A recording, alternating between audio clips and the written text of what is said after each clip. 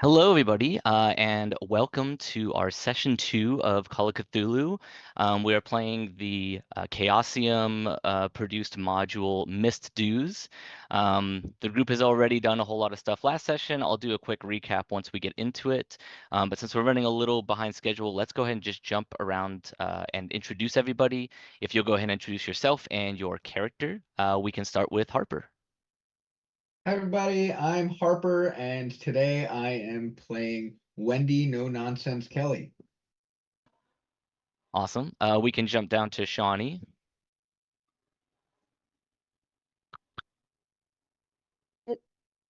I'm unmuted. I am Shaunie of Shaucatcosplay, and I play Sean Hopeful Doyle. We'll jump over to Cory, whose birthday is today. Very exciting. Happy birthday! Thank you. I am Cory. He, him, and I will be playing Hug. Corinne. And I am Corinne, otherwise known as manicpixigirl, in some places, some spheres, or pixie. I'm playing Kieran The Hat Murphy, but I don't think anybody's gonna call him Kieran unless like somehow his mother finds him. I don't think she knows where he is. They're all gonna call him The Hat or Murphy. But if his mother somehow shows up, I think she'd probably call him Kieran. We probably get a middle name, like Kieran Lee Murphy or whatever. Cool. And I am Danny. I am the keeper of arcane lore. I will be running the session here. I did want to give a quick viewer discretion warning. We are playing Call of Cthulhu. It is a horror-based system. There are going to be topics of potentially insanity. There'll be other things like gore, violence, things like that. So just wanted to give a quick disclaimer there so that everybody's kind of on the same page of the horror aspects of the game. But I'll go ahead and jump into a very quick recap. Last time the group, bless you, got together and the group got together. They were given a task by a local crime boss named Mordecai the Hammer O'Leary. Basically, there was a thief called Sticky Jack who pulled a job and did not pay O'Leary his dues, his collections for the job being run in his territory. You all were rounded up to see what happened to Sticky Jack because he had been missing for a week. So what happened to him? Who hired him for this job? What did he steal?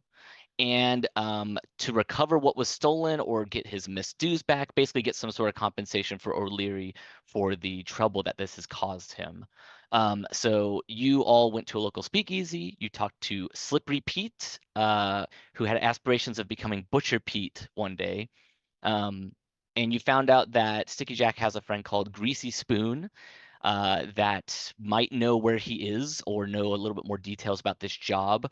There's a weird church that has started up recently you also learned about, and you learned that Jack's payday was supposed to be legendary. He was going to get a ton of money from this job. He was going to try and retire, get out of town maybe. So he was definitely flaunting that this was going to be a big deal for him to pull off. You found some newspapers for the night of the crimes, learned that he stole a Native American dagger, a Greek scroll, and some notes from a local college professor. There was a reporter that tailed No Nonsense and basically was trying to get some details on why they were after the newspapers, but No Nonsense was taken no nonsense and basically told them off, told them to get out of here. You're messing with some criminal stuff. You don't want to be part of this. You all met up at Miskatonic University to kind of reconvene, figure out what your next steps are. You found out that Greasy Spoon hadn't been seen around the university for a couple weeks. He normally was kind of there as a pickpocket or somebody who tried to, sucker some young college students into giving up some of their funds through various scams and schemes. So it's about 7 p.m. now, and you are all kind of convened at the university in kind of a common space where you've just been looking at newspaper clippings, figuring out what to do next. I believe you all decided you wanted to go look into this weird church, but I'll kind of let you all pick it up from there. I know that was a lot in a short span of time, but I'm trying to just maximize the time that we have here. So Whoever wants to jump in, feel free to take it from there.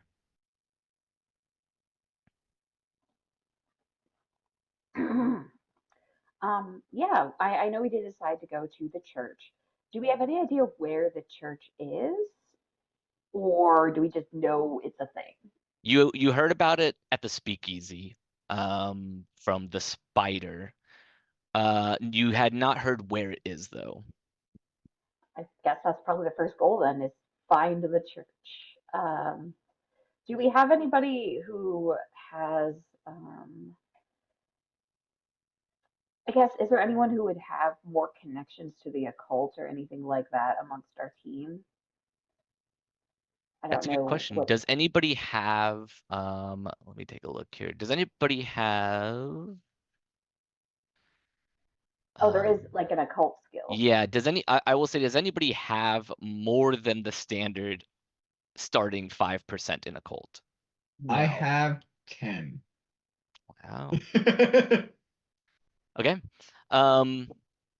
So no nonsense. I will say that you can make an occult check for me, and you don't necessarily have to succeed on it, but kind of based on how you do is kind of the information I'll dole out to you.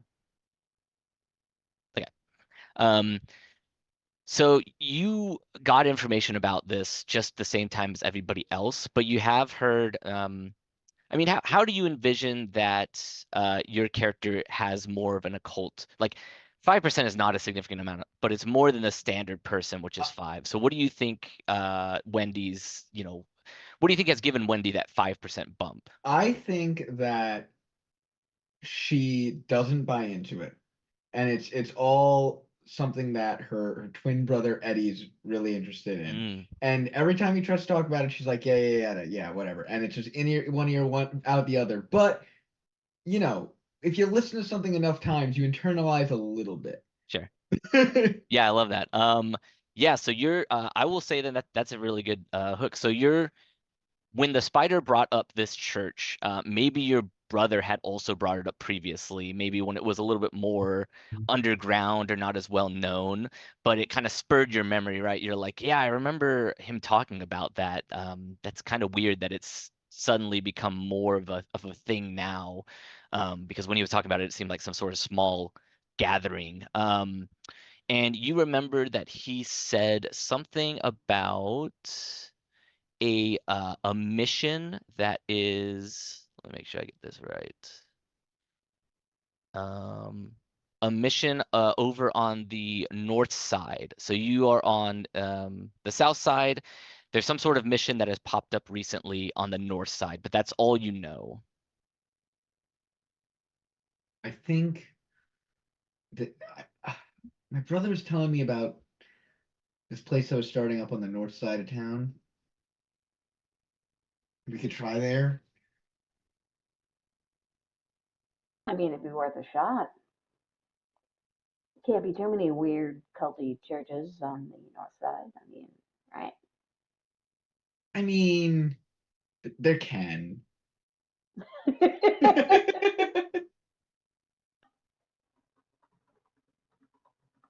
It's the only lead we got. Yes. Okay. So there's certainly, is the idea that you want to go to the north side and kind of just start asking around? Are you going to go somewhere in particular? Are you going to walk up and down the streets and hope you get lucky? Like what kind of approach are you all taking to figure this out? It is, like I said, it's about 7 p.m. right now, so it's a little late. Wendy, your brother, did he mention any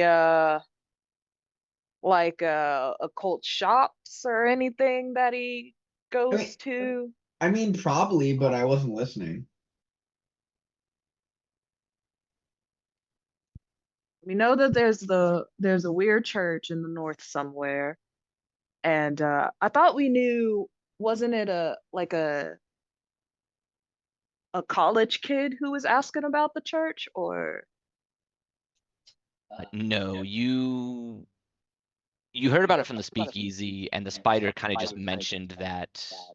But he didn't mention anything about like the leader or like the pastor. Oh yes, you do know that the leader is Joshua Smith, a man named Joshua Smith. Do we know anything else about Joshua Smith? Not. Joshua Smith does not ring a bell, and I believe that the spider told you that he seemed new in town. So maybe we can check some of the weirder stores asking around about Joshua Smith and get some intel to get a better idea of the location. Yeah, let's get to that side of town. Most places are probably going to be closing up for the night. Yeah, but a bar. Oh no, it won't. Darn. There I got a is. question for you. Do you know where your brother is?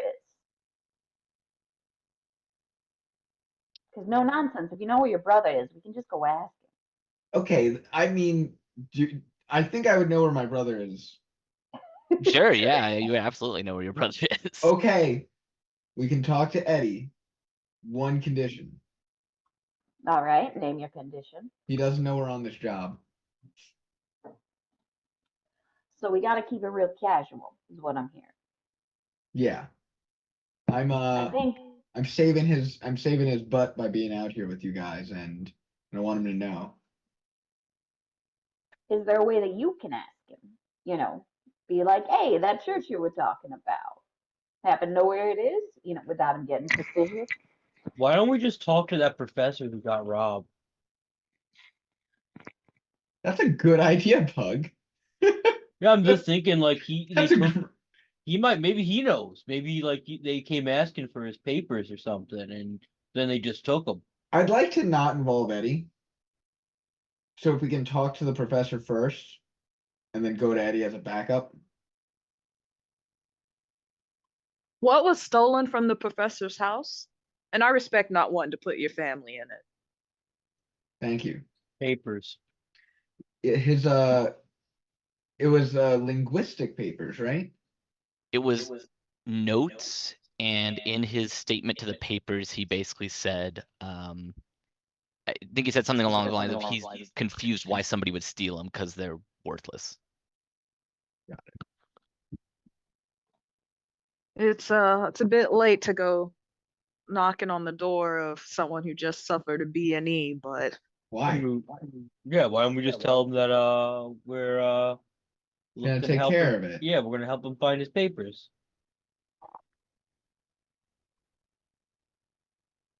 I mean, I wouldn't trust us, but He doesn't have some to of trust us are us. downright respectable. I think we're Okay. pretty trustworthy. I mean, look at the hat. oh, never change, Pug. All right, well Yeah. then, so we'll hit up the professor before going over to the north side. Well, do we know where he lives? That wouldn't really be advertised in the paper. would We it? know he's on Pickett Street. Wouldn't it be Oh. in the? We got the police report that was given to the campus, so I'm guessing that his address would be on that. Okay. Yeah, his address is in the report. I nabbed these from the campus security. Let's go then. I say the hat do the talking, and we see where it goes. We can give it a shot. All right. So you head over to West Pickman Street, which is very close to the campus. Obviously, he is a professor, so makes sense that his dwelling would be nearby.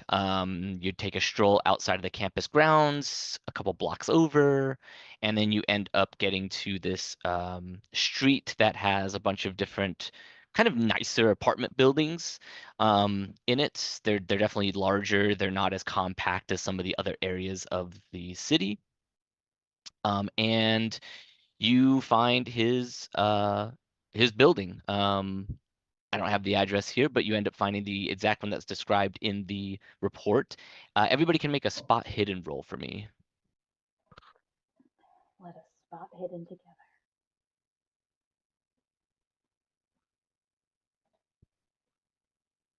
Oh,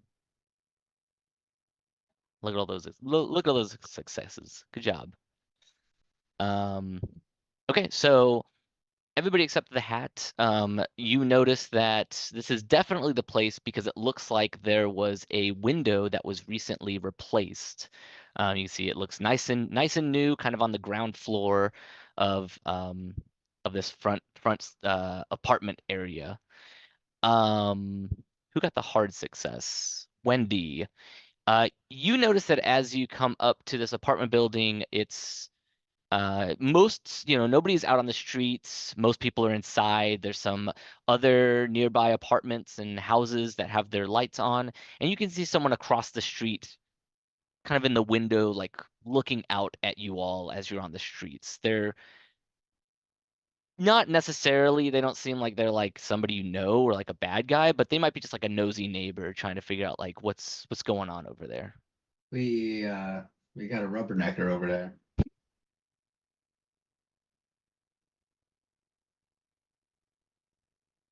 We're worried about that? Can we go So we talk got to a him? couple of options. I can go distract the rubbernecker. So then that means one of you is gonna have to talk to the professor. Or one of you can go distract the rubbernecker. Sorry, wait, who's this guy? Who is he? Is he like just like someone in an alleyway or A place across the street. So like a house across the street, there's somebody in the window kind of just like being a little overly vigilant over their neighborhood area.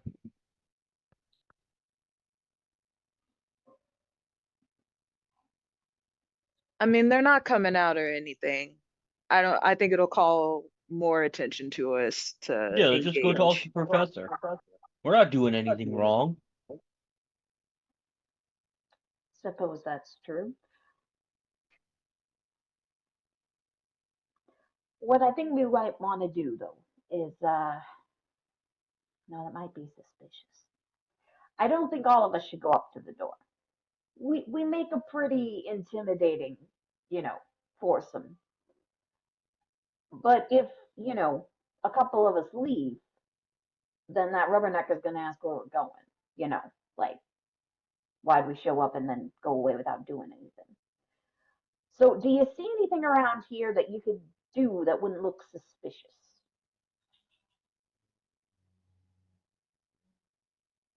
I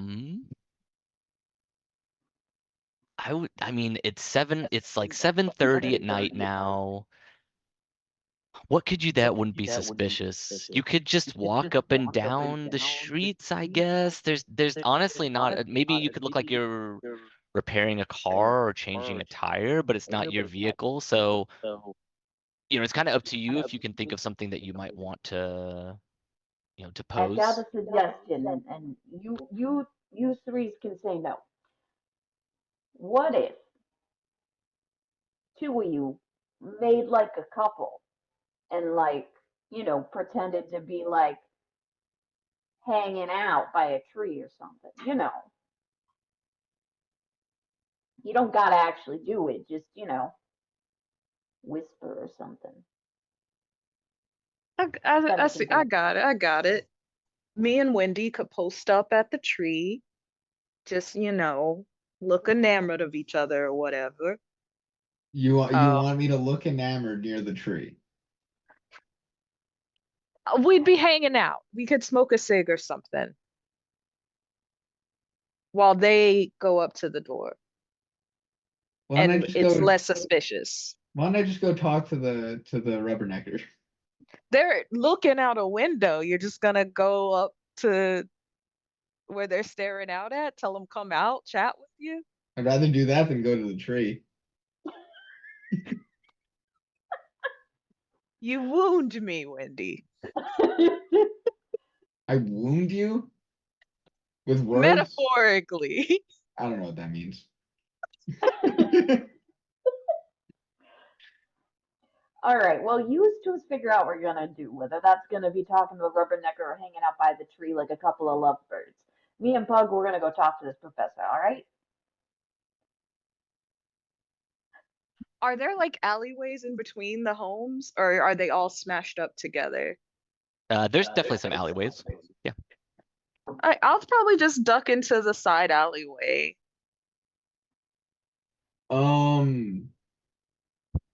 Yeah, I'll if I could get into a position where I can keep an eye on the person watching us and maybe try to slip away so they can't see me anymore. Sure, you can roll a stealth check.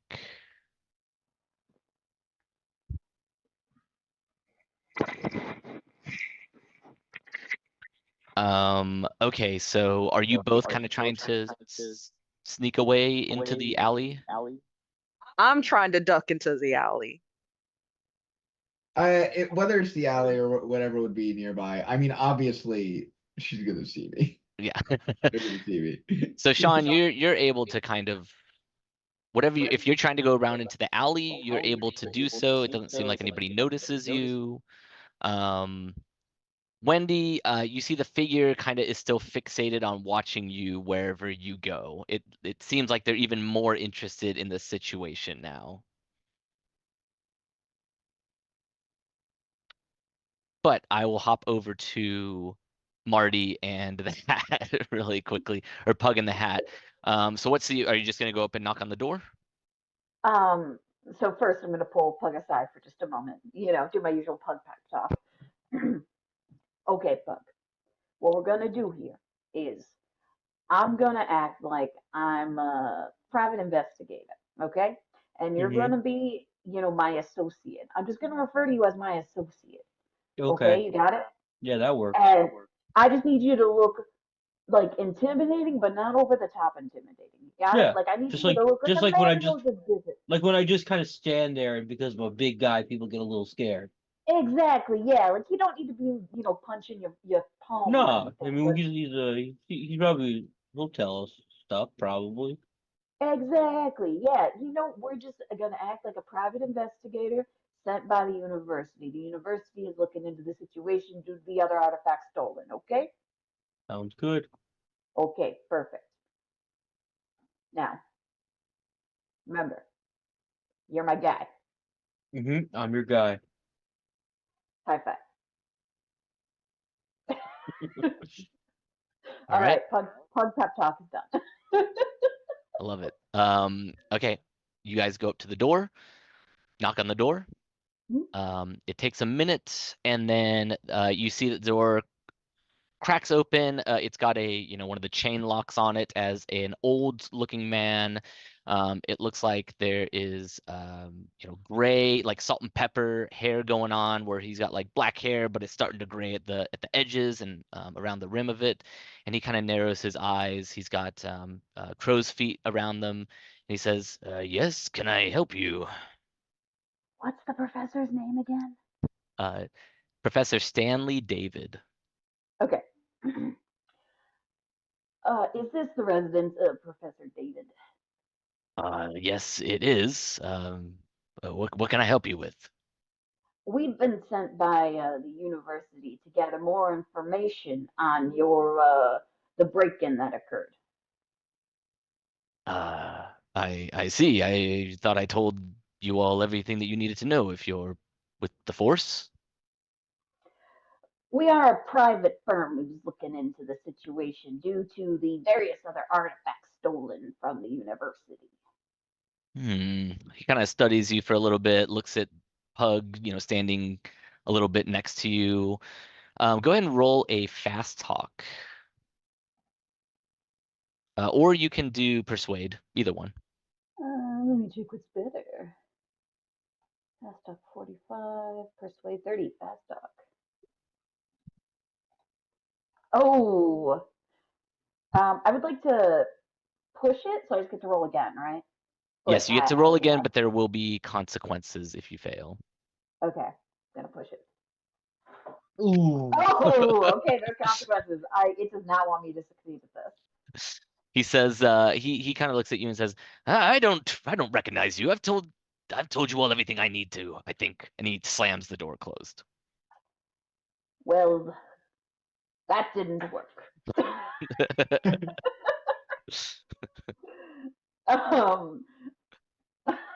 The hat's gonna like tap Pug like on the shoulder and be like, "Got a new plan." All right, let's go find the others. I mean, do we want to try talking to him? I mean, He's not listening. I mean, if we can, I don't know if we should rough this guy up. Just I got an idea. And Oh, you Pug got knocks. one? Yeah, Pug knocks Okay, on the okay. door. And almost immediately the door opens. Yes, can I have already told your associates all I'm going to tell them. Look, we were a little dishonest with you. We're looking into this disappearances for our own reason. But those papers were probably important to you, right? The paper that was stolen, yes, they were junk notes written on the back of a notebook. Oh, so they weren't important to you. They weren't like no, they were. I don't even know why somebody would take those. What I were already they gave on? my statement to the paper. They were on a scroll that I was translating. Like a Greek scroll, the Greek scroll that got nabbed. I suppose I haven't been keeping up with the situation if it's been stolen, but yes, I was translating a scroll that was at the university. Oh. Okay. That's all we wanted to know. That's all you wanted to know. Yeah. Okay, well, I Well, suppose. actually, sir, Yes, just one last question, if we may. it depends on the question. Did your translation have anything to do with a church, or do you know of a church that might be on the north side? Um, you'll have to roll a persuader fast talk again because he doesn't Okay. really want to talk to you I anymore. know he doesn't want to talk to me. I'll try fast talk. It's still better. Are than players allowed to use their reroll bits? Yes, they are. Yeah. Okay. I did not. I was doing so well last time. Wait. I'm going to. Where is it? I think you're looking for player advantage. 500. Yes. Okay, I will roll again. All right. Come on. Ooh. Let's go. He clearly seems upset at being bothered so much by the same two people, especially after he has already told the cops plenty of information. He looks at you and says, "One moment," and he closes the door. After another couple minutes, he opens the door again, and you hear him undo the latch, and he opens the door, and you can see that he is standing in front of you. He's got like a set of like the old timey pajamas on that are top and bottom pajamas, striped and everything like that. And he has a like crumpled up piece of paper in his hand, and he says, "Here, if you're so interested in it, here's a copy of my notes. They're useless. And as for a church, the only new church or religion or whatever I have heard about is the Church of Hope, that blasted strange organization that just opened up a month or so ago. It's down, and he'll give you an address in Arkham. He says, if you're looking for salvation, maybe you can find it there, but I do need to get my sleep, and I have told the police and the investigators all that they need to know. Now, is that everything?" Absolutely. You have a good night, sir. Yes. All right. Well, And he slams the door. I'm in a staring contest with this person. I'll get the hearty slap on the back for a job well done. Like yeah. And I am going to reveal the let's see how I can do this. Here you go. So these are the notes that he had. These are certainly gibberish. That's All right, I'm gonna try and zoom in real close for myself on a little laptop screen. Meanwhile, as you all have been doing this, Wendy, you're just staring the person down at this point. You've just kind of given up on trying to hide from them. Yeah, I listen. She doesn't like losing, and she could not successfully stealth, so she's just staring her down. Yeah, I mean they're interested, but their eyes kind of flitter, or their kind of gaze seems to flitter back and forth between you and the people that are knocking at the door. But once they see that there's some sort of interaction with the professor that then ends with the door being closed and your two compatriots stepping down from the doorway. The figure in the window seems a little bit less interested in the situation and pulls the curtains back over it. I win again. Oh, no.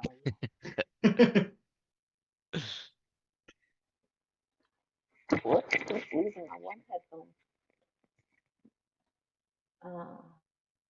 Yeah, you'll I don't know how much you can actually zoom in on the note on Roll20.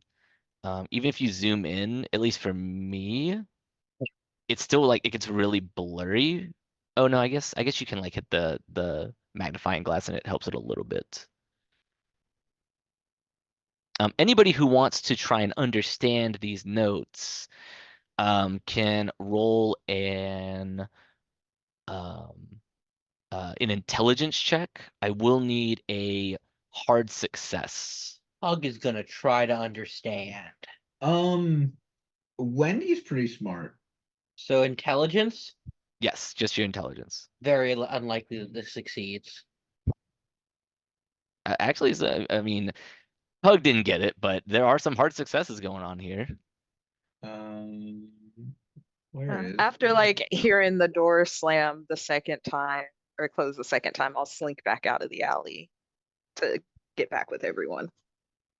Okay, well, there's two hard successes there. So, Sean and Kieran, you're looking at these notes and they are a lot of gibberish. There's a lot of things that don't really make sense. There's a lot of these kind of haphazard notes written in the margins.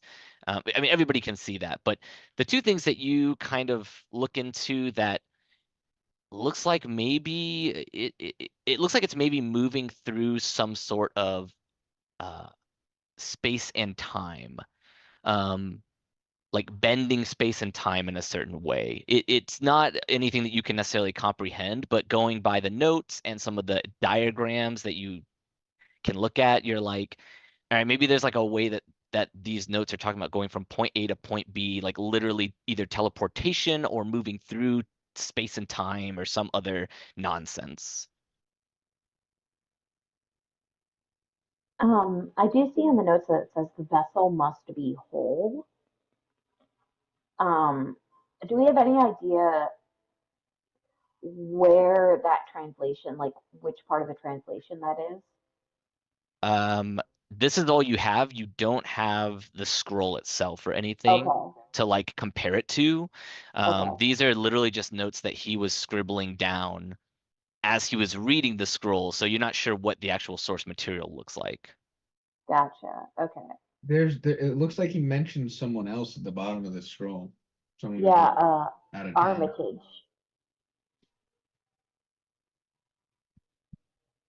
It doesn't make sense to me. I think they got the Jesus symbol on there. Like the fish one. I don't know if that's.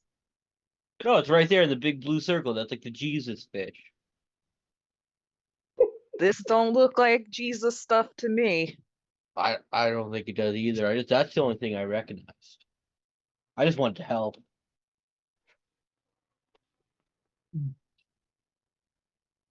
You're very good, Pug.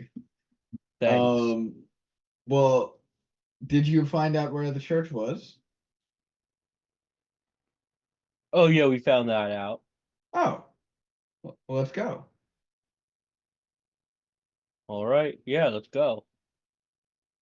Okay. I'm just gonna recommend that we all be careful because this kind of thing, I don't really understand it, but it looks like we're talking about movement over space and time, and now I don't believe in any of that kind of nonsense. Beware of false prophets which come to you in sheep's clothing, but inwardly they are ravening wolves. Matthew 7:15.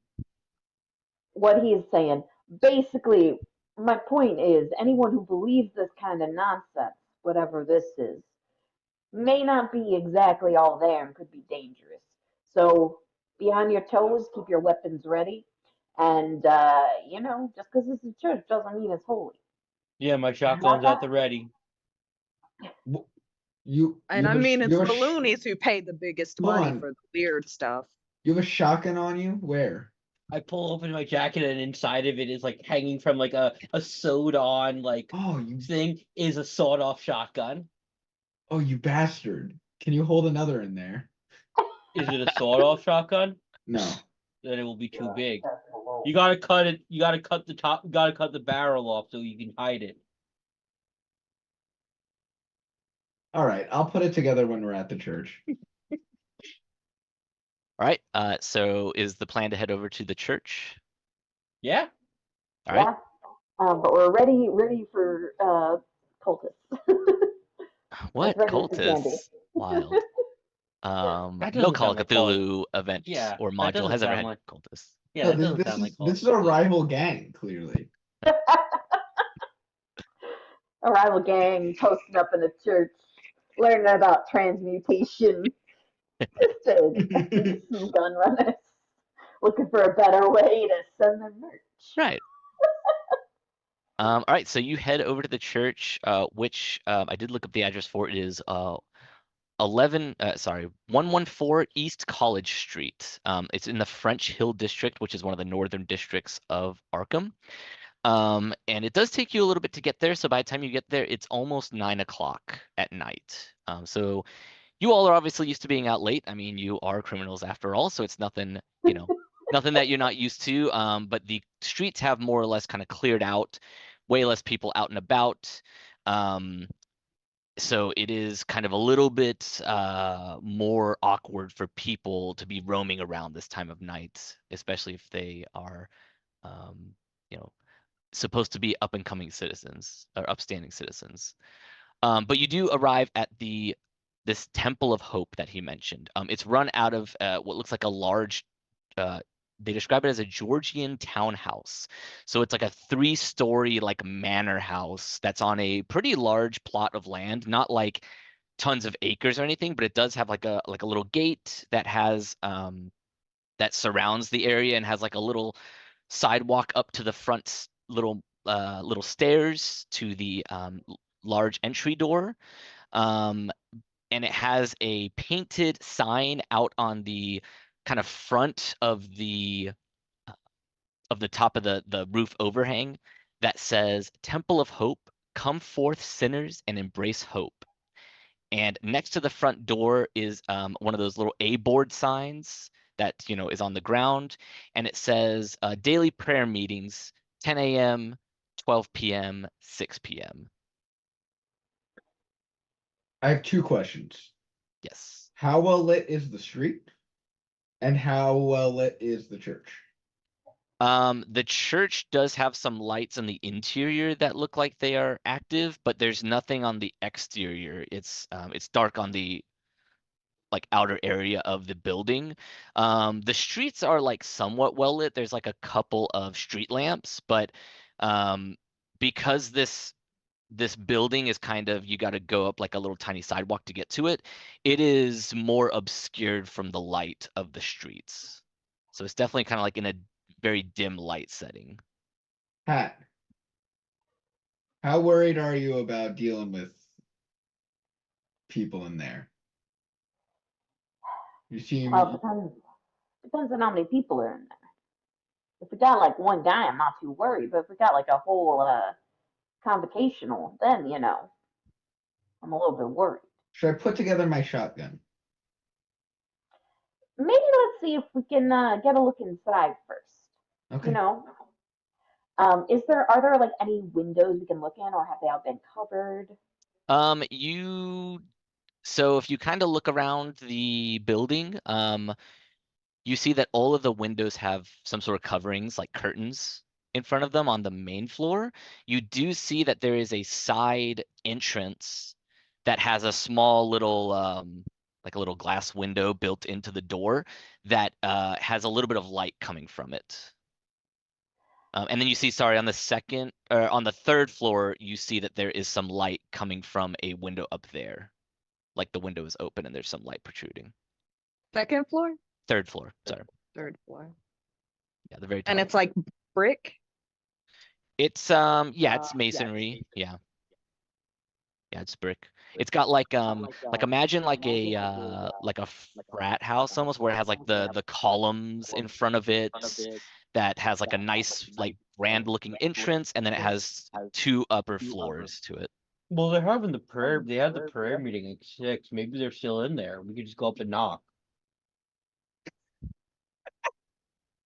Let me. What time is it again? 9.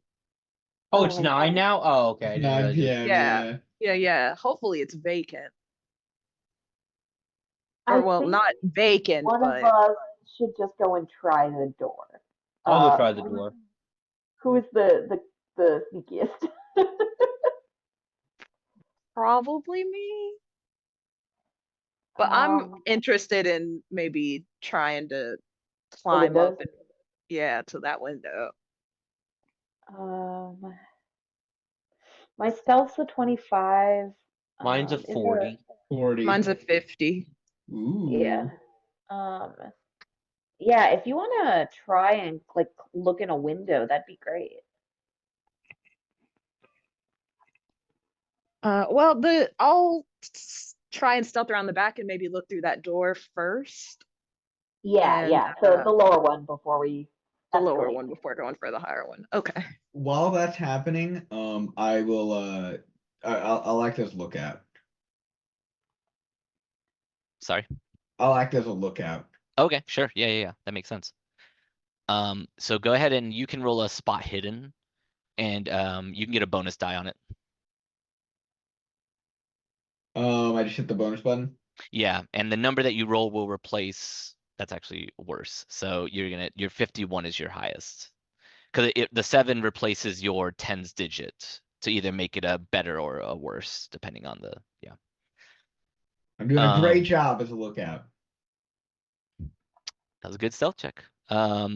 So is your goal to sneak around and kind of peek through this window that's built into the door, or are you trying to do something else?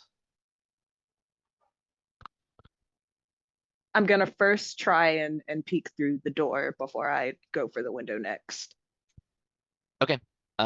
So the door is locked, but you can look through the little window that's built into the door that has a little bit of light coming from it, and you can see that there is what look to be 2 figures. So it looks like it goes into like a narrow hallway, and it looks to be 2 figures who are standing in this hallway talking to each other. They don't have cult robes on or anything like that. They look kind of just like, it's hard to tell because they're lit by candlelight, but they just look to be dressed in kind of normal attire. Do you want to push your read lips roll? Do it. Yeah, I'll push read lips. Okay, so all right. Oh, So but do you have enough luck? That's not too far apart. that's true. You can use your luck if you want to burn 17 points. Dude, that's 17. That's a lot. Yeah. I was willing to burn more for something else. So yeah, I'll burn 17 points of luck to get a success on my read lips. So make sure you remember to deduct that from your character sheet. You are able to kind of press yourself up to the glass a little bit to try and get a read on their lips. They are, like I said, barely lit in this candlelight, but you can see that there is some light reflecting off their faces. Looks like one is a man and one is a woman. Again, they don't really have any defining characteristics you can tell because of the low lighting, but you can see that they are saying something along the lines of like, today's sermon made me feel refreshed. I'm more invigorated to approach my life and make sure that I make something of myself tomorrow. So it seemed like they are talking about some sort of sermon that they attended and kind of are relishing in the events that transpired there. Okay. I'll make my way back to the group. So there were two people I could see on the first floor. Looks like members of this here church. Evidently the sermon must have been a good one, because one of them seemed like he was really happy with it. So maybe we don't have anything to fear as far as their behavior or anything. It seemed normal church stuff. But I can try to go for the other window and look through it. But I mean, we could just wait till later and then break in. Well, stake it out. I like that. I like breaking in. the thing is, the leader of this church is the guy who paid Sticky Jack, right? So, regardless of whether or not we're scared of them, one of these guys probably has information on where Sticky Jack is. Yeah, we can. That's why we wait till they go to bed, break in, and take a look around. Mm. Well, I mean, they seem kind of harmless. So we could just try letting one person talk to them. Yeah, well, maybe you're worried about your cousin, Jack. You know, Jack Hat.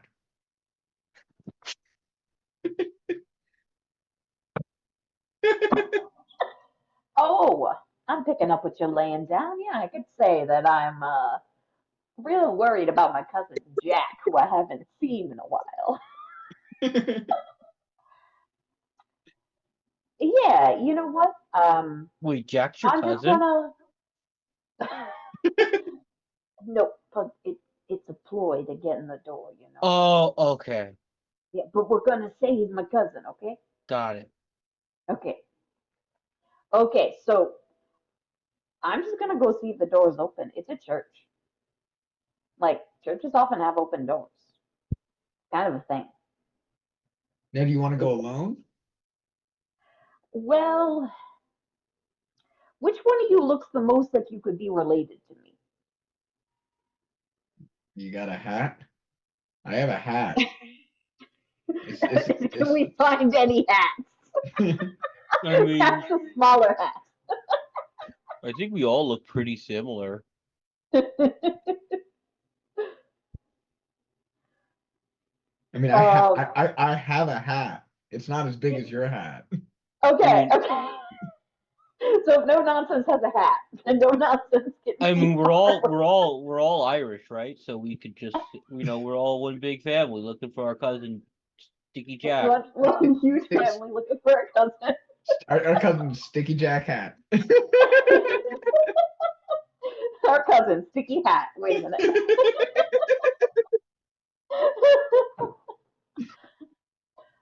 Okay, well, if we're all gonna be cousins or what have you, I would prefer to hang back and come in through the window. All right, that worked great for us when we were with the security guards. You know, me making a distraction, you making your way in. So, okay, us three, we're related. Maybe I could go help Sean, like, get a boost up to one of the higher windows. How are you gonna? Not a bad Yeah, plan. that'd be good. Yeah. Okay, yeah, Pug, if you think that'd be helpful, that sounds great to me. Okay, so Pug, you go with hopeful. Me and No Nonsense, we're related now.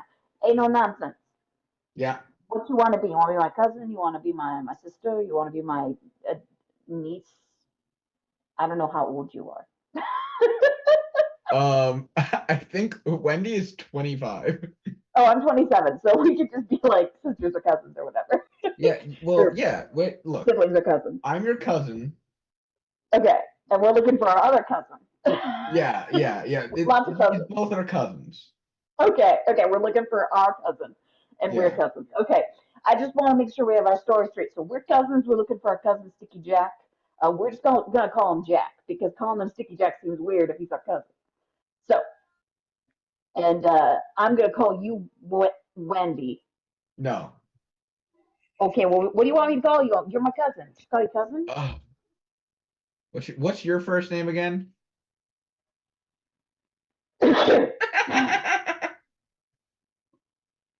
Kieran, I think is Kieran the Hat. But But you you tell might me not know that? that. You literally Yeah. may not know Yeah. the Hat's name. You may know that maybe Murphy is what you are. Look. I'm Jackie Murphy, and the reason my name is Jackie and his name is Jack is our grandpa's name is Jack. Okay. So we got. If that comes up, I'm sure it will. Okay, if it comes up, you're Jackie, he's Jack. Our grandpa's name is Jack. And you're the Hat. And I'm so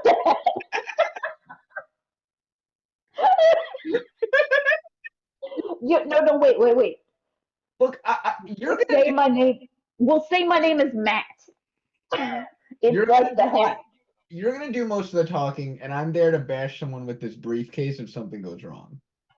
Okay, I'm gonna say my name is Matt Murphy. How does that sound? Sure, that's a name. Okay, it is a name. All right. Okay, so we're just gonna go and see if the door's open at the church. Let's go. Okay. All right. While y'all are doing that, when I hear someone open the door or hear you engaging with someone, that I'm going to use that moment to try to sneak in, because hopefully that'll help me out with the sounds. And also, if I'm boosting you up to like maybe get to like a second story window, it might be a little easier than if people are only on the ground floor, theoretically. So, Sean is trying to get boosted up to the second floor by Pug, and the Hat and Wendy No Nonsense are going to the side door or the front door? Front, right? Front door. Front door. Okay. Acting as if we're just entering a church, Okay, sure. So you both head up to the front doors. There's no lights on in the, that you see in the windows. There are some curtains closed, and you're just gonna knock on the door. First I see if it's just open. It is not open. So you try to, and you knock. It does take a couple minutes, but you hear the unlocking of on the other side, and the door kind of pushes open, and it is dark inside, but it is lit by candles, so you can kind of see this figure backlit against the room that they're in as they kind of peek through the door. And he says, I'm sorry, mister, but we are closed for the evening. So sorry to be bothering you so late at night, sir. You see, my cousin and I were looking for our cousin Jack. You happen to see him? He said he was coming to this church, so we're just trying to locate him. Oh, Jack. I don't think I know of any Jack around here. That's been by. It's a pretty common name. You sure you haven't heard of a Jack coming to your church? Well, I'll be honest, I don't really keep track of everyone who comes and goes. We just know some of the more inner circle people that tend to come here and participate in the sermons. Can I tell if this individual is lying? Knowing Jack specifically, not the rest of the things he said. Sure, you can roll a I think it's psychology to see if you can see if there's any tells on this person. Oh, I'm good at psychology. I'm bad at psychoanalysis. Okay. Yeah. Oh. Wow. Yeah, that was incredible. You can tell that this person does not seem like they are lying. You feel like they're genuine. They don't seem to have any tells. They don't react differently when they're giving you any piece of information. So they seem like they genuinely don't know a Jack that at least has attended the church. I'm gonna put my briefcase down and clasp my hands together and I go, are you Joshua by chance? Oh, no, I'm not Joshua. I'm just one of the attendees of the church here. Joshua is I'm afraid Joshua has gone to sleep already. Yeah, I just know our cousin Jack. He said he was doing some work for Joshua at this church. We can't find our cousin. So I was hoping that that Mr. Smith would be able to help us out. Oh, Mr. Smith helps all of us out, but unfortunately, I wouldn't really want to disturb him, and the sermon time isn't until tomorrow morning, so I'm not really sure if there's anything that we could do for now, but I can certainly pray for your cousin's safe arrival back home. Is If there you any want chance to, that you can either of you can roll a persuade check if you're trying to make this person go get Joshua, let you in, whatever you're trying to do, just you can make that check if you want to. what's your persuade, Harper? 40. 40? Okay, you give it a shot. Oh, I okay. Yours is better than mine. Yeah, I'll give it a shot. Yeah. And I'll be like, please, we can't go back to our aunt, his mother, tonight and tell her that we don't have any info. I know he's asleep. He can't have been asleep too long. Can you please see if maybe you could wake him? Well, I suppose I can go talk with him very briefly, but I'm sorry, but you'll have to just wait outside for a moment. Of course, of course. And the door closes as the figure leaves. The hat offers a slick lo-fi to no nonsense. Yeah. Okay, great. That gives us time to hop over to Sean and Marty. So Marty, you're just so you're boosting Sean up so that Sean can get to the second floor. Are you trying to climb further up than that? Or are you trying to get into a window? What is the approach method here? I think it's to a window, right? Probably. Yeah, I'm trying to get in through a window. Okay, so there are no windows that have lights on this second story, but there are, let's see, 2 windows that face the street, one that's on the left side and one that's on the right side. So do you have a preference on where you're trying to approach? There's only windows in the front and the back of the building, so you can also try to go to the back if you want to. I think the back of the building. The right? back is exactly where. Yeah. Okay. All right, so the back does have a gate. Are you going to try and climb over the gate together? Yes. Okay. Yeah. Okay. Then both of you make climb checks, and one of you can get a bonus die as they help the other person with a boost.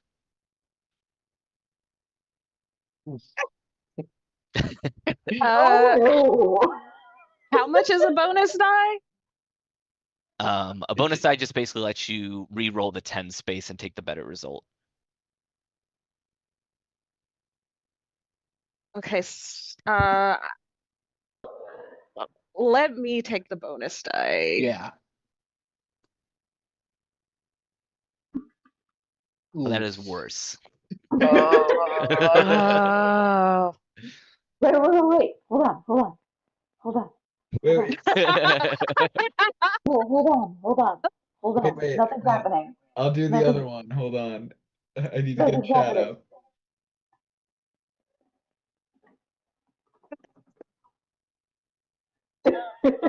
Try one more time, Shaunie.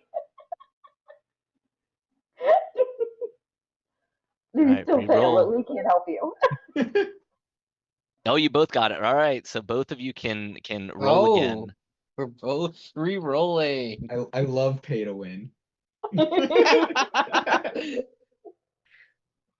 Hey. Ooh. Pug's over. Yeah, Pug is over. So Pug climbs. You both get to the back area and you realize that this gate is much higher than you had anticipated. It's got the the traditional kind of wrought iron fence work on the back, and the gate and the fence is very tall.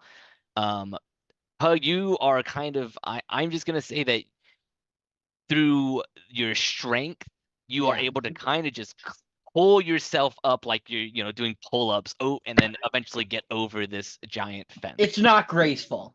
No, it's not graceful at all. It's I do think like definitely Pug pulls him over and kind of just like rolls over, just like boom, hits the ground on the other side. thuds. Yeah. Yeah.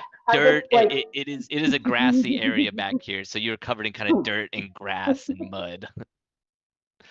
But Sean, you are stuck on the other side, as you're not able to find purchase on this gate, this fence. You can push if you want. You also do have a lot of luck. Don't forget. Yeah, well, it becomes a lot less luck if I use it. You know what I mean?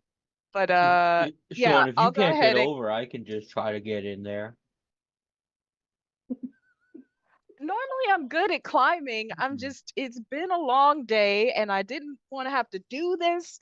But when you take favors from the hammer, this is what happens. And I'm just like grumbling as I try again. Oh Ooh. my Is God. that your push roll? Yes. yeah. So you climb, you get almost at the top, and then a piece of it kind of bends backwards a little bit. From the weight of Pug and now the weight of you, it is kind of bent, and it makes you fall down as you slip from it. You are going to take 1 point of damage as you thud on the same side you started on, and kind of clamber to fall to the ground in this rough dirt and You know sidewalk. what, Pug? You got it. This is all you. I got it. Pug's gonna go around to the backside. Like, so you are around the backside. The backside it's like a very small backyard area. It's got grass and some dirt, and then at the far side of the fence, towards the opposite end of the building, is a small shed, and a small outhouse. Pug's gonna go over to the shed.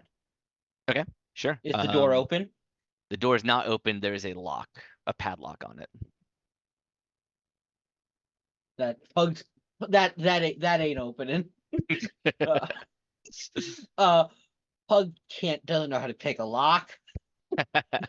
I think in that case, there's windows on the first floor. Yes, so there is a like a big window. Let me look at the map. There's a big window and a small window. The small window is like opposite. Like if you're looking at the house from the front, it would be on the left-hand side of the building on the back. And there's a big window on the right-hand side of the building on the back. I think Pug's gonna go over to the small window. Okay. So you go over to the window. You do see that there is a curtain that is pulled, so you can't necessarily see inside of it. Can I try to like there's no light coming from it.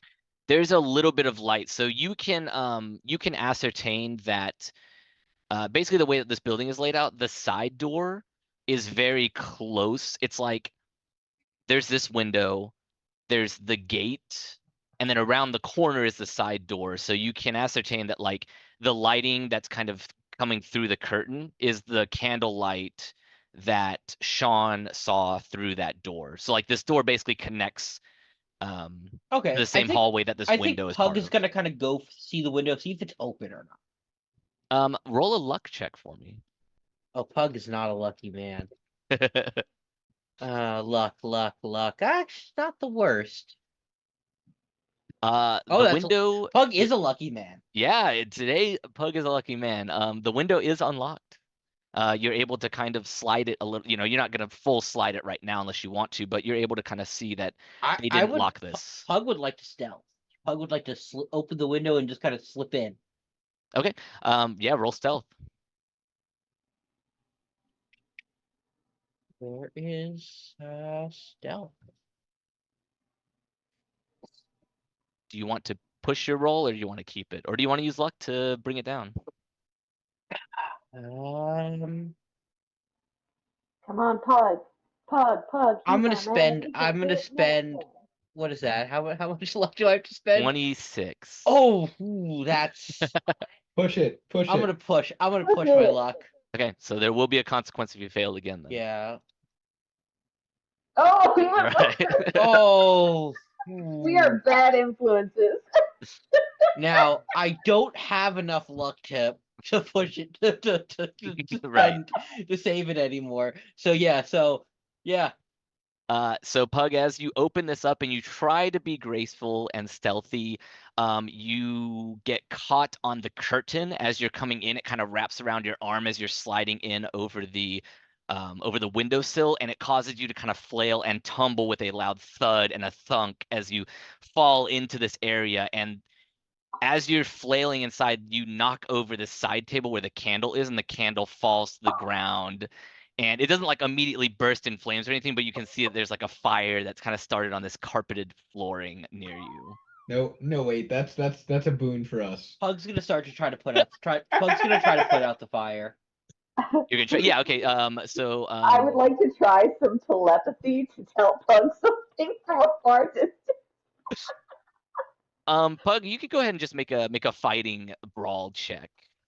I mean, there's not like a put out fire check. I'm pushing my luck. Okay.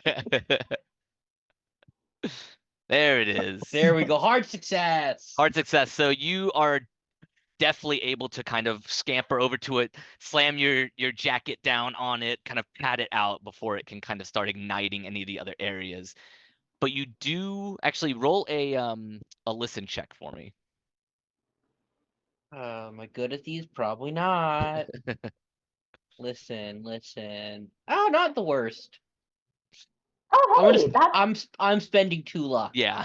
yeah, that's totally worth it. Okay. Spend your 2 luck. You make that a success, and you can hear a voice from.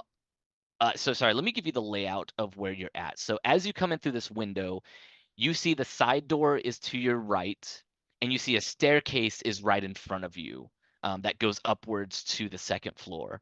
And you're in this very narrow corridor. It's basically just this window, this door, this staircase, and then you see that there is another doorway at the end of the hall that goes somewhere else, and you see another door on your left-hand side that goes somewhere else. But you hear from upstairs a voice that says, it's a woman's voice, and they say, I think I just heard something coming from downstairs. As you hear somebody kind of starting to move. So there's about. a door to my left? Yes, there's a door to your left that goes further into this Pug floor immediately of the building. opens that door and just starts down that way. Okay, so you head in through this door. I think that's a good place for us to actually take a quick break. So to kind of recap right now, we've got Pug inside the house going to this unknown door. We've got the hat and no nonsense waiting out front for somebody to come back to talk with them. And we've got Sean. Actually, Sean, what would you be doing seeing that you've failed to get over the fence, just so I know where you're going to kind of be at when we get back? I'm like on the side of the building just trying to listen in for things happening at the back and things happening at the front. All right, well, let's head to a quick break. We will be back in like 5 or 10 minutes.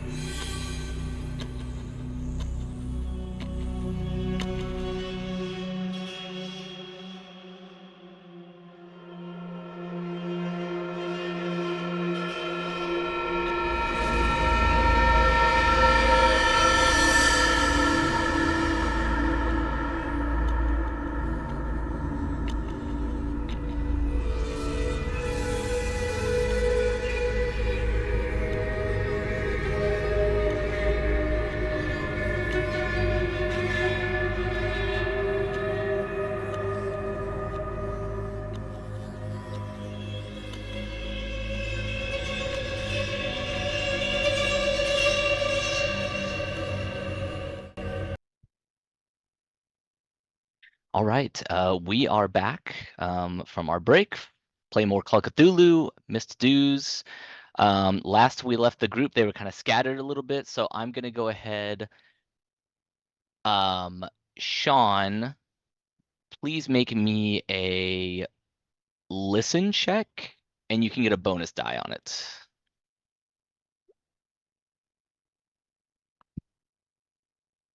Okay. If you want to, you can push it. It's up to you. Can I just use 5 points of luck?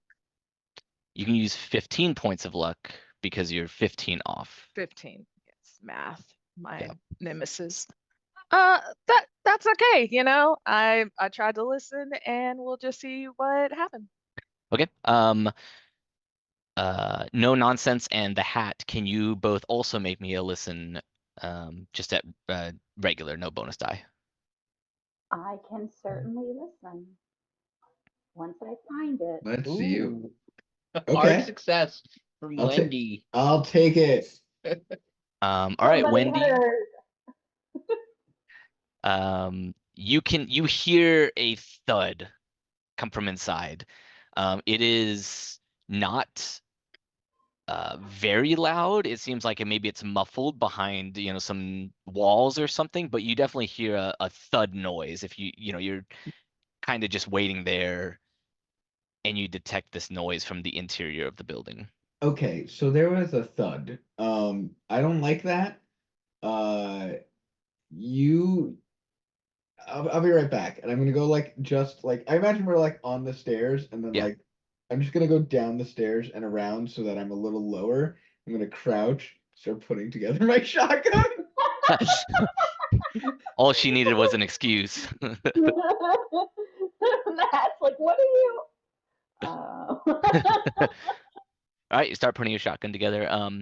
We'll jump back to Pug, who has pushed into the next area of this first floor.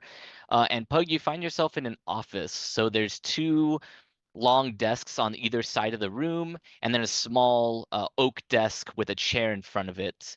And there are no other doors in or out of here except the one that you entered through. Is there a lock up? Can I lock the door from the inside? Yeah, you can definitely lock from the inside. Yeah. Immediately door's locked. Okay. You can roll a listen check for me as well. And I'll give you bonus die. Okay, so listen. Where is that? And where is the Wow. bonus die on the? If you just click the bonus/penalty underneath where your roll is represented, it'll give you your. Okay, so Okay. I mean, I don't think actually was. I guess if I No, got you- a 0, yeah. Your first roll was better because you got Yeah. a 13. This would have been a 23. But yeah, 13 is a hard success. You can hear that there is a stomping coming from the stairs, and you hear it's muffled behind the wall on the door, but you can hear someone say, "Oh, the candle got knocked over." Roll me a luck check. Well, I've got less of it now. I know. Whoa. Now that's I'm. bad, isn't it? Right? That is Can a you? critical failure. Can I push my luck, or can you not do that with critical failures? I don't know how this. Honestly, I don't know. I will let you push it, but I will tell you if you fail again, the consequences will be disastrous. What is life if not to push some luck? You knew he would do that when you presented it. You know him. Oh, Wait, oh. Doing the math. doing the math. I can't do it. Can you spend luck on a luck roll? You can't spend luck on a luck check. Yeah. Oh, you can? No, you cannot. You Oh, cannot. okay. Then never mind. Yeah, no. Things are gonna be very bad. So yeah, you hear them say, the candle got knocked over, and someone says, someone else. It sounds like there's 2 figures outside, and the other voice says, someone tried to break in. I can see that the window's open, and you hear them stomping around outside, and somebody goes to the door and tries the doorknob, and they say, this door's locked. It's not supposed to be locked. I'm gonna get a chair and just put it under the handle. Yeah. And you hear a third stomping come from down the stairs, and you hear another voice say, what the hell is going on down here? And the other voices say, somebody broke in. I think they're barricaded in the office. And he says, well, we better call the police then. I'm not dealing with any of this today. And you hear them, some stomping as they walk away. Can I want to see if there's anything useful in this office. If I'm gonna, Sure. let's make something of this. Yeah, roll a Sorry, did somebody else want to do something? Oh, I just wanted to ask, with all that stomping and talking, can we get another listen check? Sure, yeah. Outside? Okay, I just want to see if we know what's going on at all. No, I'm too focused on putting together my gun. Okay, I heard something. What did I hear? So you definitely heard some voices. They're not being quiet. They're obviously very upset that somebody has broken in. So you can't hear exactly what they're saying, but you do hear some muffled talking, like loud talking in the building. Both you and Sean hear this muffled talking. And can I tell, like, they seem upset? You can roll a psychology check if you want to determine the feelings behind the voice, the vibe check, if you will. Oh, I'm gonna push that. Okay.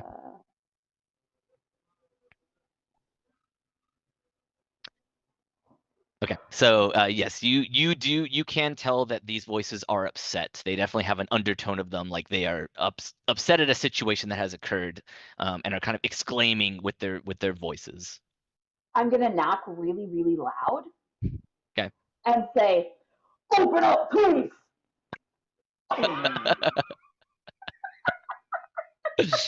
Oh, incredible. I look up like. I'm gonna need a persuade or a fast talk as you're trying to imitate this, try to have this voice of defiance, or not defiance, of authority at the door. You can get a bonus die to whichever one you choose, though. What role is it for me to ransack the office looking for anything useful? Spot hidden. Spot hidden. Am I good at those? No. Okay, I'm gonna try a bonus die. A 2. Oh, there you go. Okay, so your fast talk was successful. You got a hard success, actually. Unfortunately, you did fail, Pug. Did you want to push your roll? In for a penny, in for a pound. In for a penny, in for a pound. All right, push it. Incredible. No. Incredible. All right. I'm just imagining Pug as like a bull in a china shop. This is every. If there was anything useful here, Pug's destroyed it. So Pug, you are ransacking this room trying to find anything useful. You find a lot of papers. You find some books that don't seem like they're very interesting. They're on very rudimentary topics. You do, however, as you're throwing some of this stuff open and flinging them open, there is a drawer that you open up and you see a black book in it with a leather-bound cover, and it says "The Power of the Universe" in gold text on the front of it. And there's something about this book that seems very enticing to you. It's not necessarily a weapon or something that may help you in your current situation, but it definitely seems like it's something that you want to look at. Yeah, Pug takes it. But you don't find anything useful, any weapons, anything like that. But the place is a wreck. You have literally turned it upside down. There's just stuff everywhere. Papers, books have flown out everywhere. If anybody was to look at this, they would assume that you had stolen something because it just looks so disheveled. Well, Pug did in fact steal something. I guess that's true. Yes. And you hear that there are people that are hanging around outside the door, kind of they're not really making a whole lot of noises at this point. It sounds like they're kind of waiting around. But you do hear somebody stomp off and open up a nearby door, not your door, but maybe the other door that was in the hallway. And the door opens up. The lights turn on in the room, behind the door. So the curtains are closed, but you can see some, some faint light kind of start to flourish through them. And the door opens up and you see a man. I do have a picture of him. I don't know if it's gonna give you his name when I show it to you, but if it does, it's totally fine too. I also realized we've been getting this guy's name wrong. He says he opens the door. He doesn't have a hat on right now, but he does have like slicked back black hair that's a little bit disheveled. Obviously, it doesn't look like, maybe he was sleeping. And he doesn't have like his nice suit on. He has pajamas on. But he says, yes, officer. I'm going to flip open my jacket real quick, like as if to show a badge, and then be like, you will need Marley at your service. You will need to roll a disguise check for me. Okay, I'm gonna try real hard. If you believe in yourself, you can do it. You could spend some luck on that. I'm gonna spend some luck. I'm gonna spend 10 luck to do that. Okay. So you spend 10 points of luck to get that down to a success. That's pretty good. How do I mark down luck? You should be able to edit your sheet. If you go to edit mode, you can change yeah. Oh, edit mode, I see it. Okay, cool. What do I have to roll to pick up what the hat is putting down? You're asking Wendy to instantly get in character, and she's crouched down with a shotgun. I'll roll a psychology check to see if you can pick up the situation. Should I push it? Should I push it? No. I shouldn't push it. I mean, if you want to maybe reveal that there's someone crouching off to the side with a shotgun. I mean, I think if you just stay there, I think you're okay. So maybe don't push it. Like. Okay. Yeah. So you're not sure what the hat is doing, but you realize that there is something that has occurred, and you're just kind of staying where you are. You're like, I'm gonna stay in my lane. Like, I'm not trying to mess with anything else. Sean. And then, yeah, do I need to do a listen check to hear if I heard the police? You can make a listen check, and it'll be a hard success for you to know that this is the hat imitating the police and not the actual police. So okay, so the police are here. So you hear police open up. You can't tell it's the hat's voice. Okay, I'll spin the luck. It's for no, you said I need a hard. You need a hard success to detect that this is the hat's voice being disguised. The police are here. So if you think the police are here, what is Sean? What are you doing right now? All right, so there's a door on the bottom floor that had the little window that I looked through, but that door was locked. There's no windows on the side. There's only windows in the front and windows in the back, but the back is blocked by a gate. That injured me. And did I try that door to see if it was locked? Initially when you went up to it. Okay, and then how high up is the window in relation to the door handle? Like if I broke the window, would I be able to reach in and touch the door handle? Yeah, you definitely could. Okay, I'm just gonna break that window and try and get inside. Okay, I'm gonna need a brawl check. Everything's spiraling out of Yeah.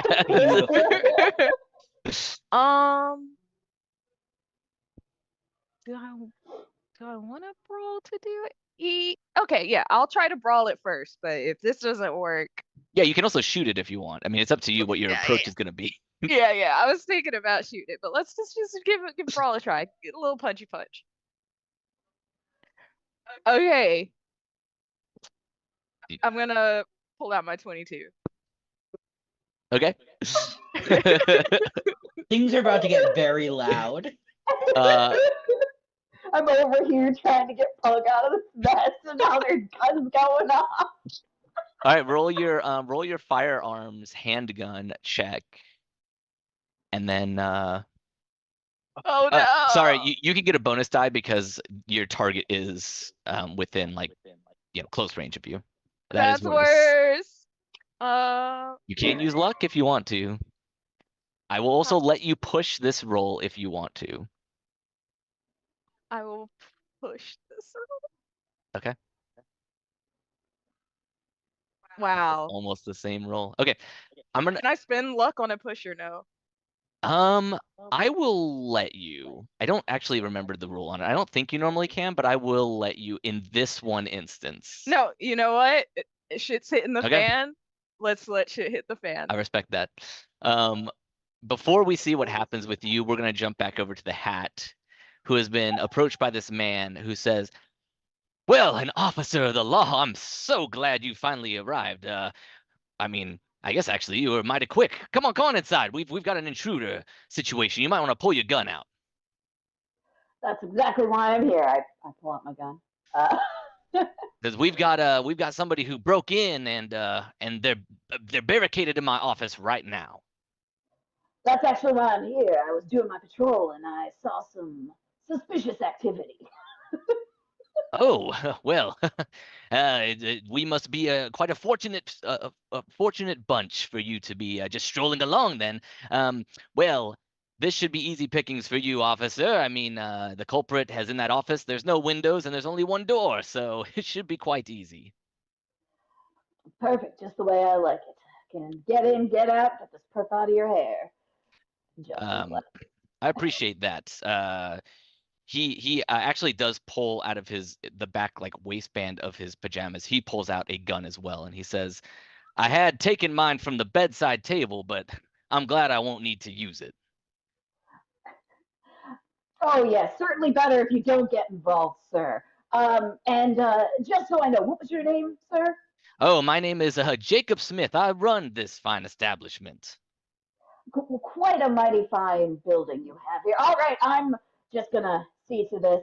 And I want to ask the person who talked to me before, have they noticed that I'm the same guy? They are not there right now. Okay, they are not there right now. It's just Jacob's the only one that came to the front door.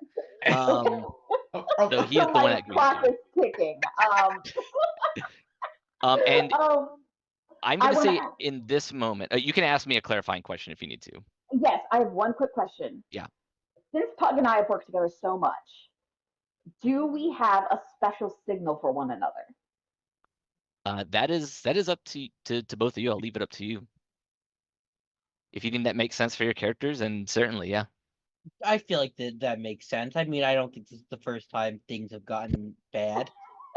This is probably not the first time Pug's been locked in a room. I think that the signal is, the Hat is going to tend to pound on the door, but as he does it, what he's going to do is kick his shoe against the bottom of the door to the tune of shave and a haircut. So he's going to be banging, but then hitting his shoe against the door in a different rhythm. I don't know if Pug will be able to tell because I have to do both, but that's the intention. Now, I assume the gun's going to go off. Yes, the gun does go off. Sean, you fire the gun at the window. And I'm going to say you're successful. I mean, it is not exactly a hard target to hit. It's a stable target. You blast through the glass of this window, and the shards ricochet back out, and they do kind of spray all over your face as you kind of try to pull away from the debris. But you're going to take 1 point of damage as some of the shards of glass kind of stab into your skin a little bit. And on the other side of this area, first off, Pug, does hearing a gunshot change anything about your current? Oh, Pug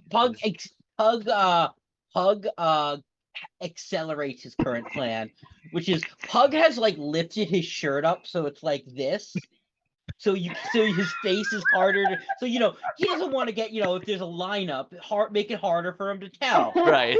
And Pug is unlocking the door and grabbing the chair that he put in front of it, and the plan is to quickly swing the door open and just whip the chair at anybody in the room and then bolt the fuck and just run because the side door is right there. He's gonna throw chair, run. Okay, and let me jump over to No Nonsense Kelly, who has also just heard a gunshot. So the order of operations. Here's the order of operations from my perspective. I'm crouched with a shotgun. I hear that conversation with Mr. Smith. I hear it end with, and I got my gun too. And then they go in together, and I hear a gunshot. So I'm running. I'm sprinting in with the shotgun through the front door now.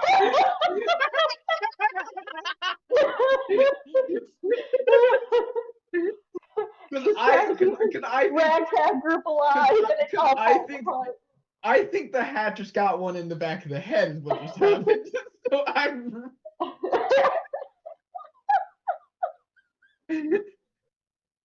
amazing. All right, so it's all went to hell really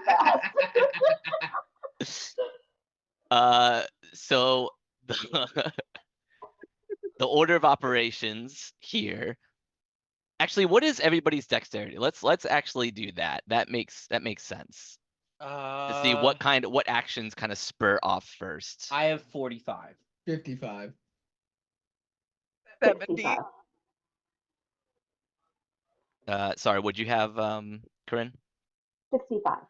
65. Okay, awesome. Okay, so Pug, you pull the chair away from the door. You open the door, and you said you're gonna chuck the chair at like whoever's there. Yeah. Okay. So roll throw. Yes. Roll throw, and you can get a bonus die, because you're big. To hit me in the face. That was worse. I'm pushing my luck. Okay. No. Things go poorly. The hat. Go ahead and make me a luck check. Okay. All right. So I will let you choose since you got a hard success. Are you in front at this moment, or is Jacob in front, like leading? Like, is the situation that you are heading to the door so you're in front, or Jacob's still kind of leading you to the door so he's in front? I think Jacob was leading me to the door, and I was going to go and do the bang, bang, bang, but I wasn't there yet. So Jacob is in front. Okay.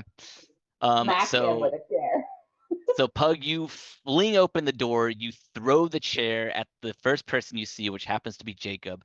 You miss. The chair gets thrown against a wall, slams against it, breaks apart in a shrapnel of wood and pieces.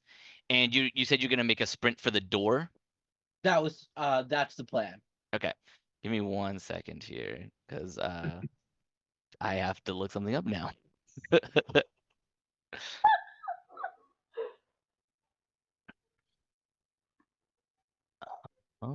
Is the guy like right in front of me? Like he's right in front of me? Like is it like he's like down he just opened up the door to head down the hall towards the office. Okay. Yes. And I guess I will describe to you the hat. That in order to get to this area of the building, you had to go through a very large reception room with a bunch of chairs that were set up in a circle. It looks like maybe this is where they hold their sermons or have people that attend prayers or something, because they're all like almost like an AA meeting. They're all like these chairs that are turned inward. There's no table or anything like that, and it's a big, large area that then he opens a door to go to this side hallway. Let me take a look here. Okay. So I'm gonna do roll. Let me see if this works. It's just /roll, right? If I want to roll a dice on D20. or roll 20. Yeah, Yeah, you can also or do slash it R. with the you did it. You're good. Cool. So okay, so that's not gonna be enough. So Pug, you throw this chair. You see that reflexively Jacob pulls his gun out and fires a shot out at you, and it rings through the area. It misses you as you sprint towards the door. And is your plan to open? You're gonna open the door? Yeah. Okay. So I'll say that you can totally do that. So you fling open the door, and Sean, we'll get to you in a minute. I'm gonna hop down to Wendy. As Wendy, you pull your shotgun out, and you see this event occur. You see the hat is kind of right behind this man that you don't know. This man barely avoids getting a chair thrown at him, and he fires his gun off. But you probably don't see actually into the hallway because they're like in the doorway, so you don't see exactly the commotion that they're reacting to.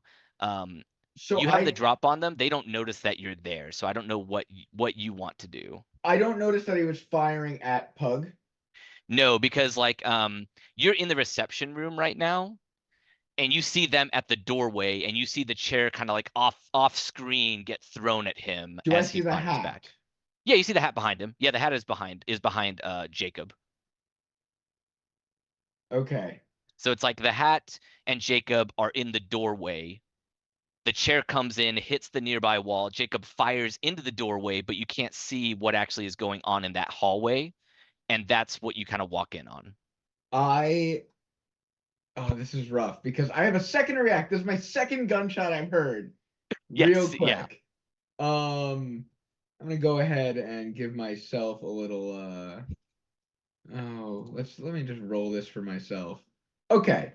I'm gonna sprint up and just bash the shotgun butt into Jacob's jaw.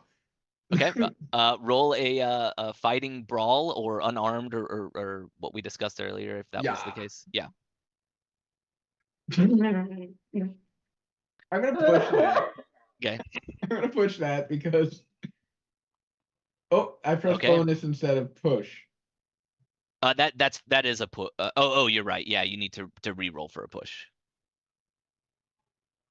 Oh. Yeah. Okay.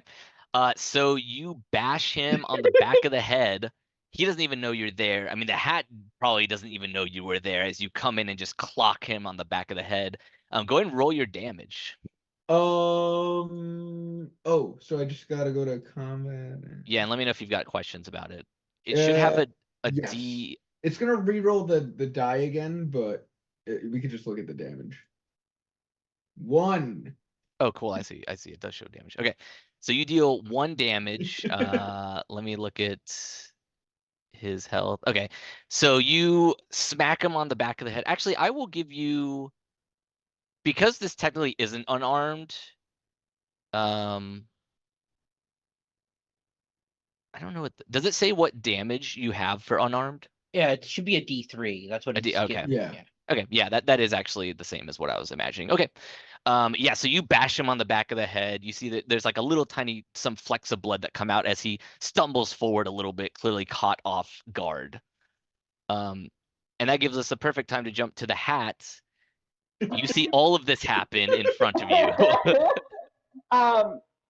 So I'm gonna whip my head to the side, see it's Wendy, and be like, well, I was just about to do that. And I'm gonna bring out my pistol or my 32 and pistol whip him on the back of the head. All right. 1 second. Okay, so I'm gonna roll unarmed. Yes. Or you'll roll. Well, yeah, it'll be brawl as the skill, but unarmed will be the weapon. I'm gonna use luck. Yeah. So 6 luck.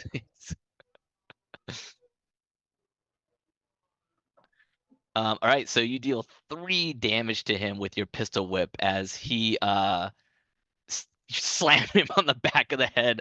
I'm gonna make a Constitution roll for him really quickly. to see if he maintains consciousness. I'm hoping not. Ooh. He immediately, as you pistol whip him on the back of the head, his head kind of snaps, and obviously not like a crack like he's dead, but he kind of just like reflexes take hold, and he slams against the wall, and then he falls to the ground motionless. I grab his gun and I kind of stick it in my trousers. I go, let's get out of here. Wait. We can't get out of here. We need to get information from him. We're going to tie him up. Aren't there other people? Yes. We need to take him with us. Kidnapping. Yeah. So, I would like to, if I have the time, I would like to bind him with something. I'll take off my tie, and bind his wrists. With your tie? Yeah, with my tie. Incredible. I will say you will have to wait until like your next action to do that. Totally fine. That is my intention. Yeah. All right, so we'll hop over to Sean. You blasted the window open. The glass shrapnel flew backwards towards you, and you're gonna reach in to try and unlock it. You do hear this. You hear all this commotion happen. So you blow the window out. You hear the slamming of the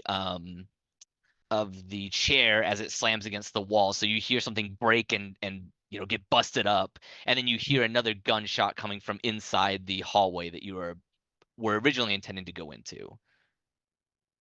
I'm gonna look through the hole. Just look inside real quick. Yeah. And you see Pug running around the corner, and you kind of both lock eyes for a second as he's kind of rushing towards the door you were intending to go into. Like directly rushing? He hasn't stopped or anything? Well, it is your turn, so you have like Okay. you notice him before he kind of notices you. So you can say something, do something, whatever you want to do, and then Pug can, conversate with you, react, do whatever makes sense. I was like, the door's locked, and then kind of like step out of the way in case it's about to violently swing open. And I assume you're just gonna kind of wait for Pug to open it up. Yeah. So Pug, you are next in the orders. We kind of loop back. Actually, you are not.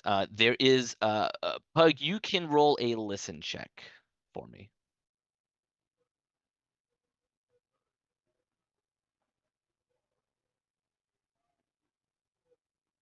One of these rolls has to be good eventually. There. Right There there. it is. You can hear from the top of the stairs as you're kind of passing by it. You can hear that there is a voice that comes from upstairs that says, Joshua grabbed his gun. I'm getting mine too. I'm going to go take a look at what's going on down there. And that's all that you hear. We'll go to your turn in the order. As you see Sean, as you hear this coming from up the stairs, you get to decide whatever you want to do for your turn. Now, did Pug notice the hat was there when he ran out, or did he roll a spot hidden check for me? I will give you a bonus die. Oh, that is A hard success, right? That's a hard success. Oh, yeah, hard success. You recognize my hat. Yeah, that's what I was gonna say. That's why I gave you the bonus die, is because you recognize the hat of the hat. And so you definitely did notice that it was the hat that was with this figure that shot at you.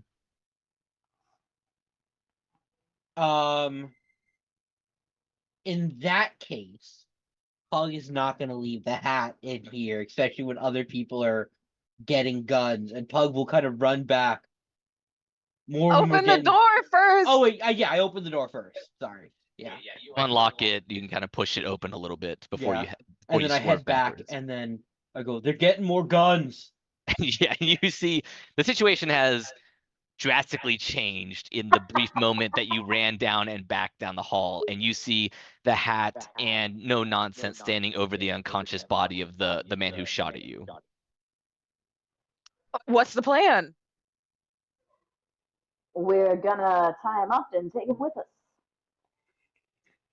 We don't have a car.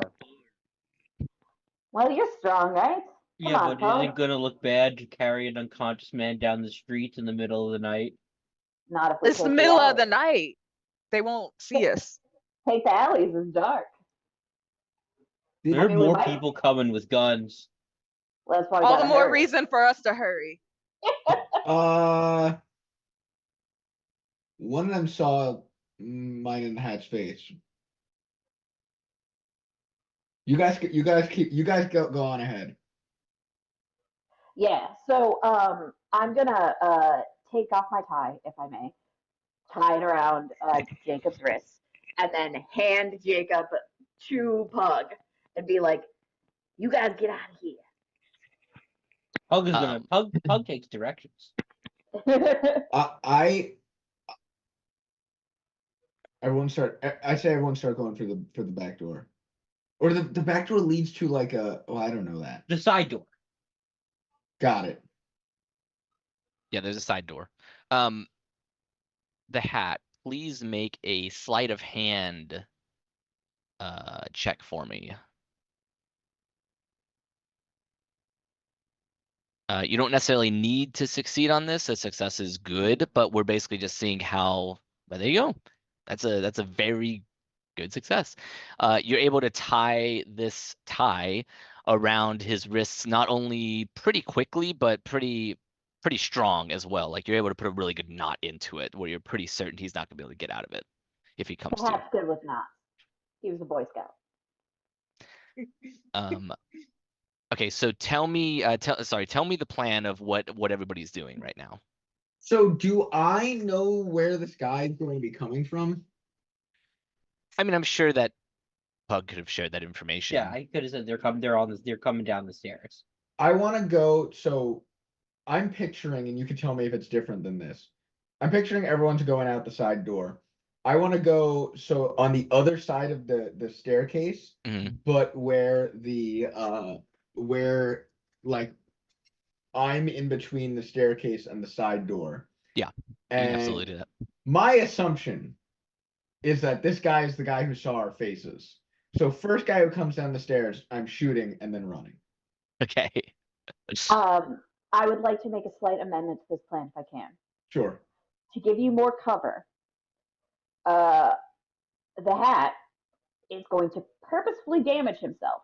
He's gonna like walk up to the nearest wall and like just go bam. So I'll take a point of damage. Yeah. And then I'm gonna lay on the floor and make it look as if I've been injured by whatever's going on. So I am hurting myself, but it's meant to be more of a show wound than anything, you know. Okay. So sure.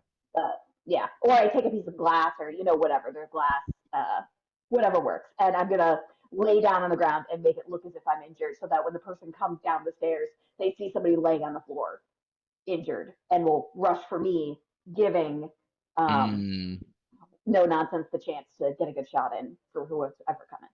Okay. All right, so you two are posted up in your positioning. Pug and Sean, you're heading out the side door with Pug Carrying Jacob. Yep. Okay. Yep. Okay. So you both make it out the side door. No nonsense. I'll take my coat and like put it over him so it looks like maybe we're just carrying our drunk friend. Drunk friend in the prohibitions. Yeah. Still better than kidnapping. Yep. And is the plan to meet up somewhere, or is the plan for you both to wait for them to catch back up to you? Like, what is the situation where you all can kind of come back together? I think one of us has got to have a safe house. I think it makes sense. Like, why don't the Hat is an accountant. He's probably got an office. So like, I feel like that's probably like the default. Like, if I feel like that's the default of like, Hat ever says, Pug, get this thing out of here, get this person out of here. The place Pug takes him is the Hat's office. Okay. And so the plan is to kind of, you're all going to meet back up at the office. Yeah. Okay. All right. So you both head off. We'll play out what happens with this sequence, and then that'll probably be a good stopping point. So, no nonsense. Your shotgun is ready. Hat, you are laying on the ground pretending to be wounded. More wounded than you actually are. I did take 1 point of damage. I took it off. So yeah. No nonsense. Make a luck check for me. Ooh, a luck check. Okay. You see a man come down the stairs. It is not the man that was at the door, and they have a pistol at the ready. I'm going to say, so are you trying? I'm going to have you roll a stealth check with a bonus die. I know you're not necessarily actively hiding, but I'm going to say that you're trying to have less aggro than the hat is, basically.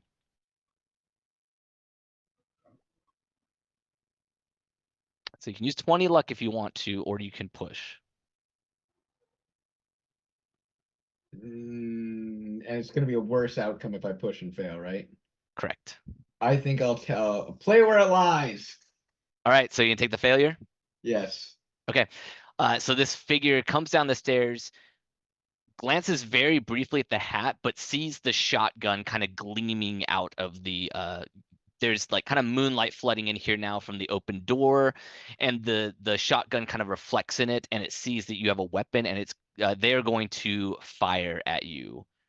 Okay. So I need to pull up their stat block very quickly. Let's see if I have my Pulp Fiction moment with God. As this point blank gunshot misses, maybe. Are you going to try to dodge it, or are you? Because remember, if you try to dodge it, you can, but you will lose the opportunity to fire back on your next turn. Isn't there like a fire? Is the fire back thing like only the like responding with an attack? Is that only melee? That's only melee. Yeah, because Okay. you kind of get entangled in fighting with each other. Then I don't think I've got time to dodge. Okay. Let me. What's my hit points? Oh, that's not good. It's not good. So the figure comes down the stairs. The man who looks like, unlike some of the other people you've seen, he is not in his pajamas. He is in like an undershirt. He has a revolver at the ready. He looks a little more muscular than some of the other ones. He looks maybe like he's a little bit more well trained in, maybe using weaponry or something. And he fires off a blast from the revolver, and it sinks into your shoulder. What is your maximum hit points? 13. So you are going to take more than half your maximum health in damage, which means I need you to make a Constitution check to see if you go into shock. Ooh, can I? I'm gonna luck that. Yeah, you can absolutely luck that. Yeah, we're gonna luck that one for sure. All right, so you succeed. You grit your teeth. The blood bursts from the wound. It's splatters on the floor, but you are keeping yourself steady, and I will let you fire back. You do get a bonus die, because I'm going to say at this point they're kind of down the stairs close enough where a shotgun is going to be within close range. He's well within 10 yards of me, right? Oh yeah, absolutely. Okay. Oh my God! I think you just murdered a man. He's not cold blood. He shot you first. I can describe this, but I am also fine with you describing this, because you literally, you just blow this guy away. It's like, look, has it been long enough where I can spoil Cowboy Bebop on stream? Like, simultaneous, we're going for our strikes. He gets me just in the shoulder, though. It's not fatal, and just blasts him back at the same exact time. It's this, I don't want to describe it as too gory. It's this, it's the Hollywood Wild West style shotgun blast where he gets blown back, like probably over the hat. and then collapsing down. Yeah, and it is like, I mean, it's just like the wall just becomes painted with this man. And he is in a split second erased from existence as these shotgun shells slam into him and turn him into putty. And you, in the echo of the gunfire, you don't hear anybody else coming. Are you going to wait around and try to do something to find the person who saw the hat, or are you going to leave at this point? And this is all on me. I mean, the hat, you can certainly, you know, stand up at this point, say something, talk, whatever you two want to discuss.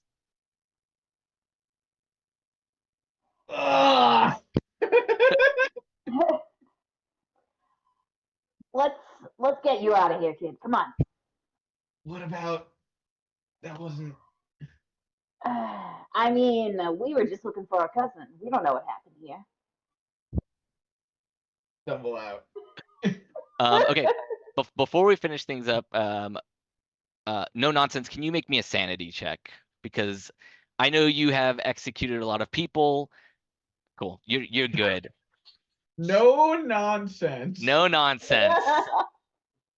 Okay, you guys leave the Church of Hope just in time to hear some sirens wailing in the distance coming up the streets. And I think that is where we will leave this session, as two of you are hoisting Jacob's body. The other two are lagging behind, leaving the Church of Hope in a much worse state than you found it. But we're all alive. You are all alive. Yeah, things were really dicey there for a minute, but I got shot. Yeah, you took a significant amount of damage. Actually, that is a lot of damage. But you know, we'll see how things go next session. That I'm excited. Cool. Well, thank you everybody for joining us for this session. It was a blast, ton of fun. I could have never predicted any of this would have happened, but here we are. I will give everybody a chance to kind of go around, reintroduce themselves, plug anything they want to. We can start with Harper. Go ahead. Oh, I'm not ready. I'll do it anyway. We'll do it live. Hi, I'm Harper. You can find me on the Twitter and the Blue Skies at harpersfaerie. And the thing I'd like to plug today is the go check out the MCDM RPG. You can check it out at mcdm.gg/RPG. If you're interested in backing a higher fantasy heroic style RPG, go check it out. It's really cool. Hell yeah. We'll jump down to Shaunie. I am Shaunie. Tonight I have been Sean. You can find me across the internet as shaucatcosplay on Blue Sky, Twitter, Threads, Facebook, you name it. I'm probably there, and there as shaucatcosplay. I also run a small business where I make nerdy crafts and accessories called Moonforge Brightleaf.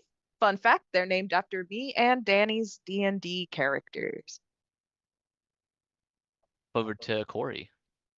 Hello, Cory. I've been Marty Pug O'Connor. And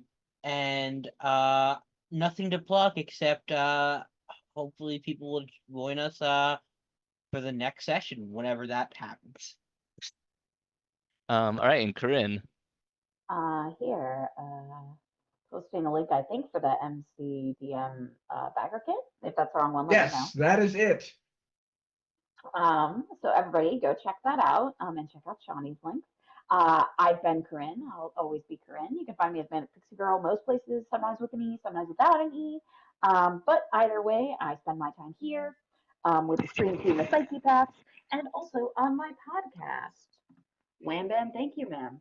If you are into romance novels, if you're into comedy, if you're into a lot of smut and just curse discussion, check out my podcast. It's a lot of fun. The last episode we did that just came out was slutty Christmas songs. We were ranking slutty Christmas songs for the holiday season. So, check it out. There's a very, very cursed pick for number one from one of our hosts. I'll give you a hint. You won't be able to guess what it is. It is an unhinged reading of Sexy and of the song for this song to be sexy. So go check us out. And I've been Danny Ryba. You can find me online at Danny Ryba on pretty much any social platform. Nothing to plug. I just wanted to say thank you again to the players. This was incredible. I had a great time playing. And I hope that you all and everybody watching has a great holiday season. We will be announcing our next session probably closer to the end of the week. And hopefully you'll tune in for that. So thank you again. Bye, everyone. Bye. Bye. And we're